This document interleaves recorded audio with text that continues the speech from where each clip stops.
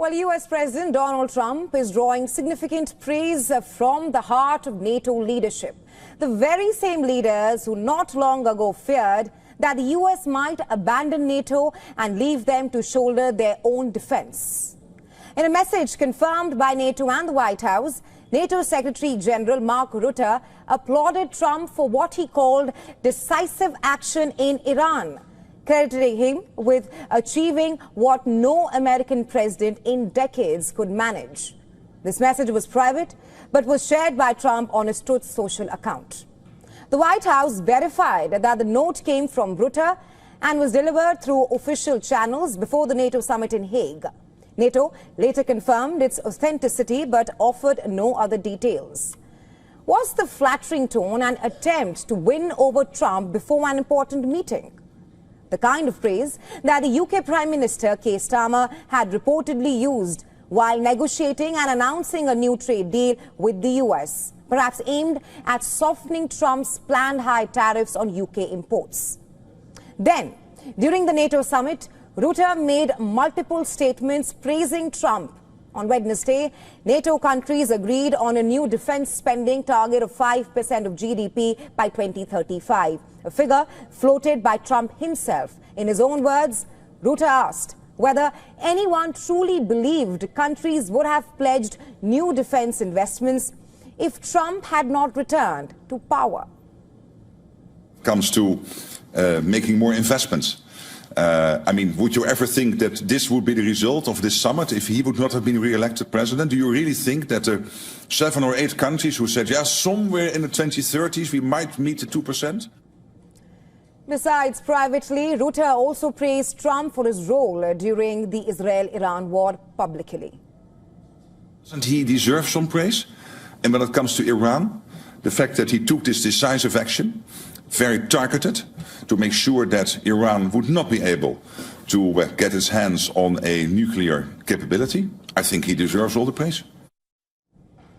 The 5% GDP commitment will include 3.5% for military spending and 1.5% for strategic investments such as cyber defense and mobility. Well, this move is widely seen as a direct response to Trump's long-standing pressure on NATO to carry more of the alliance's financial burden. NATO leaders reportedly hope that this increase in spending will reassure Trump of their commitment to NATO's Article 5, which is the core mutual defense clause. At the summit's conclusion, Trump praised the alliance, stating that NATO is not a rip-off, a major change in tone compared to his earlier comments, emphasizing how much America's allies rely on the US military for their security. European leaders have bought themselves time, but they now face a new challenge, turning the 5% commitment into actual defense budgets at the summit. German Chancellor Friedrich Merz said that financial contributions alone are not enough to address NATO's challenges, while Norwegian Prime Minister emphasized that while the spending target has been set, it will only be meaningful if it results in something tangible. So, with praise pouring in from NATO's top ranks and defense priorities shifting in his direction, Trump may not officially wear a crown, but his influence over the West's strategic decisions remains stronger than ever.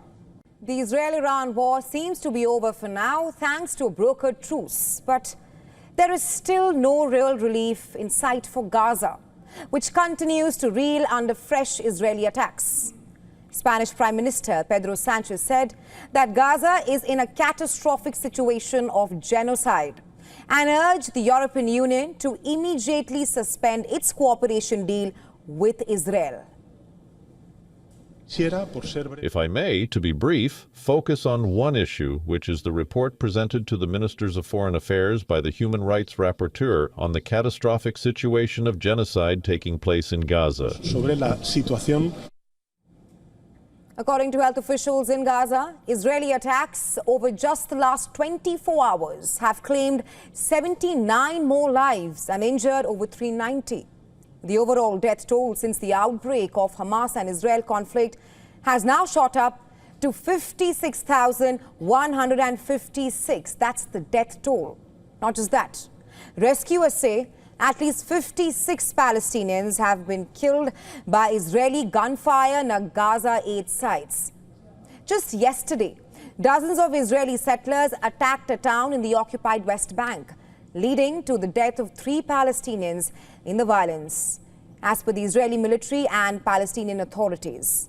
Besides that, the Palestinian Health Ministry claims that a 15-year-old boy has been shot dead by Israeli troops, the second teenager killed in a span of just 3 days. They attacked women and children, and when the young man went out to defend his family, his children, and his nephews, they shot him in the head without warning and without reason. This is all before you. These settlers, whom they unleash every night on a village, ended their attack in the village of Kafr Malik, so they moved them to another village. The settler never moves except under the protection of the Israeli army. And this only worsens the ongoing humanitarian crisis in Gaza, the brunt of which is borne by ordinary civilians and particularly by the innocent children in the region who struggle to survive the trauma, hunger, homelessness and hopelessness induced by the prolonged war spanning nearly 2 years. Before the war, our lives were much better. We used to live in houses made of concrete, but now we can only huddle in a tent made of cloth. In winter, a gust of wind can blow the tent away, leaving us to sleep in the cold wind. Recently, Saudi Arabia's permanent representative to the UN called for urgent international action to protect children in conflict zones, warning that the failure to do so could impact future societies. UN Secretary General's Special Representative for Children and Armed Conflict, Virginia Gamba, also raised alarm over the grave violations against children during 2024, which touched a record 41,370. According to the findings of the UN Secretary General's latest report, which marks a 25% increase compared to the previous year. We cannot continue to stand by and watch with no action what is happening to the children globally and especially in Gaza.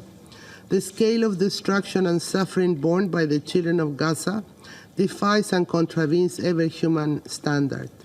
There is no justification for depriving children of access to the means for their survival, including access to food, healthcare and security. In Gaza alone, the numbers are horrifying, with the war reportedly killing more than 17,000. That's the number right now, 17,000 children in the Gaza Strip, and depriving over 1 million of them of basic needs like food and medicine. So much so that the infants are reportedly among the hardest hit by Israel's blockade of aid in Gaza. Gaza's health officials say that the aid sent in is far from enough. There's a huge shortage of medicine, medical equipment and spare parts to keep the existing equipment operational. There are certain types of milk that are both medicine and treatment. Children are completely dependent on them. If they run out, some of children's lives are at facing the risk of certain death. We do not have good nutrition. There is no food. It is known that we live in Gaza and there is famine, big famine. We cannot find food to eat. And because I breastfeed, I feel hungry all the time. And it is sad for them, babies, to feel hungry like us. The milk, formula, helps me a little bit with them. Reports suggest that the scale of this crisis could push Gaza into a devastating famine. Many children continue to suffer from acute malnutrition, the effect of which could be felt in generations to come. And with each passing day, the humanitarian crisis seems to hit a new low, thus marking endless tragedy for Gaza's children. Is Africa slowly breaking apart? According to scientists, a huge plume of hot magma rising from deep inside the earth is pushing the continent from within. This force is breaking the land and may one day create a brand new ocean and split Africa into two. A new study explains that a long, deep split is forming in East Africa. The rift begins in northern Ethiopia and stretches all the way down to central Mozambique. Over millions of years, this split could tear off a 5,000-kilometer section of East Africa. If that happens, current-day Somalia, along with parts of Ethiopia, Kenya, Tanzania and Mozambique, will separate from the rest of the continent. These countries could eventually form a large new island with ocean water filling the space in between. This Afar region in Ethiopia is at the center of this phenomenon. It is a spot where three tectonic rifts meet: the main Ethiopian rift, the Red Sea rift, and the third is the Gulf of Aden rift. Scientists have long suspected that something powerful was happening beneath this area, and now researchers from the University of Southampton say that a massive plume of molten rock is rising from more than 1,000 kilometers underground. They gathered over 130 volcanic rock samples and used computer models to study the Earth's crust and mantle. And their findings show that this plume is not only rising, it is pulsing just like a heartbeat. As it moves upward, it thins and weakens the crust, making it easier for the land to split. And according to researchers, parts of this Afar region already sit 120 meters below sea level. The area has been flooded with seawater in the past, and scientists say it could happen again.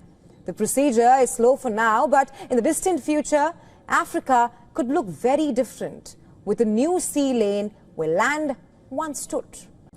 Well, yesterday on the show, we told you about Zohran Mamdani, who won the New York City mayoral primary. And as the political contestant moves closer to the city's top office, Mamdani's personal life, especially his wife, Rama Duaji, has drawn growing interest since the couple went public. During the victory speech, Mamdani thanked his wife, but not many know how they met. Rama Duaji is an accomplished Syrian-American artist based in New York and has an active social media portfolio with around 70,000 followers, a number that has grown since Mamdani surged ahead in the primary. Many of her designs portray West Asian life and champion social justice issues. Well, she met Zohran Mamdani several years ago on the dating app Hinge. In a video that has surfaced, Mamdani actually opened up about how he met Rama, offering dating advice to New Yorkers looking for love. Well, from CEOs to startup founders, actors to activists, high achievers are increasingly turning to apps like Hinge, Raya, and even Bumble to find meaningful connections. Online dating offers them with what it offers everyone else: convenience, control, and choice. But Gen Z, once a major driver of dating app culture, they are now increasingly turning away from swipe-based platforms like Bumble and Tinder. Many users cite burnout, algorithm fatigue, and a growing preference for organic connections over endless online talk. As a result, Bumble is now laying off 30% of its workforce in a bid to cut costs and reclaim profitability. The move is expected to save $40 million annually, though it comes at the cost of up to $18 million in restructuring changes. So the question is, what went wrong with online dating? Fatigue, frustration, and fading trust. Global dating app downloads have dropped majorly since 2020. Gen Z is now moving offline, choosing real-world encounters over curated profiles. Dating apps are adapting as well. Tinder is hosting cooking classes and meetups. Bumble acquired platforms focused on groups and local communities, and niche apps are outperforming the mainstream ones. Well, the future of dating is not just about algorithms anymore. It's about relevance, trust, and perhaps finding connection in more meaningful ways in today's time. What if you could choose your baby's genes, not just to eliminate diseases, but select their traits like intelligence or strength? A California startup is working on just that, editing human embryos, and it's raising serious ethical concerns. The company's name is Bootstrap Bio, backed by Silicon Valley investors. The technology they're using is called germline editing. It alters the DNA of embryos, changes that would be passed on to future generations. The goal: prevent inherited diseases or even enhance certain traits that are desirable. But scientists say the risks are massive. They say that when you mess with the safety of babies, you want to be pretty confident, as one has no idea what would actually happen. According to Bloomberg, Bootstrap Bio's founder started anonymously posting online about gene editing adults. But then they pivoted. They decided that it might actually be faster and simpler to edit embryos instead. They've opened a lab, brought in scientists, and plan to start trials, possibly outside the US. Among their investors, a couple who have been linked to Elon Musk and promote higher birth rates. They'd even consider editing their own embryos if it meant reducing health risks. But then comes ethical questions. Some warn that this could lead to designer babies and widen the gap between the rich and the poor. But this is not the first time that someone has tried to edit human life. It has also happened in the past. One scientist has already done this and paid the price as well. Back in 2018, Chinese researcher He Jiankor had shocked the world when he claimed to have created the first gene-edited babies. He was later imprisoned to 3 years and banned from working on this technology. Now he says he's relocating to Austin, Texas to continue embryo editing in a private lab, though he says he's not interested in working anymore. Right now in the US, the law bars the FDA from even reviewing applications to edit embryos, so companies like this may look abroad. Bootstrap Bio has suggested Honduras for future trials. Globally, researchers are urging caution. Some want a 10-year embargo on germline editing because there are vast, complex challenges in it. Plus, it's unclear what medical problem this is trying to solve. So we ask again, should we edit human life before it even begins?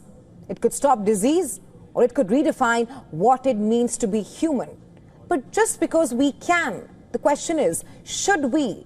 And if we do, who gets left behind?